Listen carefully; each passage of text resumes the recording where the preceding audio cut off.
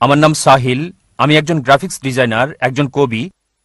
আপনার উপর শান্তি বর্ষিত হোক ডাক্তার জাকির। আমি সব সময় বলতে চেয়েছি, এটা আল্লাহর দয়ায় আজকে সুযোগ পেলাম। আমি আপনাকে ভালোবাসি ডাক্তার জাকির, আমি আপনাকে খুব ভালোবাসি। ওয়ালাইকুম আসসালাম। আপনার উপর ধন্যবাদ। শান্তি বর্ষিত হোক ভাই। আমিও আপনাকে ভালোবাসি ভাই। ধন্যবাদ। আমি ধন্যবাদ জানাই এত বিশাল জ্ঞানের জন্য।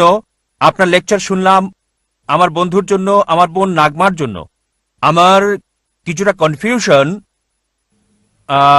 ঈশ্বরের বাণীর মধ্যে, আর যারা বিচারের দিনে বিশ্বাস করে, যেমন একটা ছোট্ট প্রশ্ন। আমরা বিশ্বাস করি মুসলিমদের মতো যে বিচারের দিনে মৃতকে জীবন দেওয়া হবে। কিছু মুসলিম বিশ্বাস করেন যে কবরের জীবনের প্রথম রাতেই এটা করা হবে, মানে মৃতকে জীবিত করা হবে আর আযাব হবে, কবরে প্রশ্নোত্তর হবে। তাই আমি বিষয়টি ভালোভাবে জানতে চাই।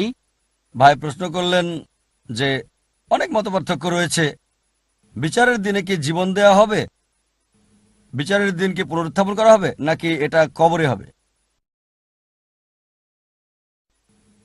ভাই যদি কবরের আযাবের ব্যাপারে বলা হাদিস পড়েন, আর আল্লাহ কোরআনে বলেছেন সূরা আল ইমরান অধ্যায় 3 আয়াত 185 যে কুল্লু নাফসিন যায়কাতুল মউত, প্রত্যেক প্রাণী মৃত্যুর স্বাদ গ্রহণ করবে, আর চূড়ান্ত প্রতিদান দেওয়া হবে বিচারের দিনে।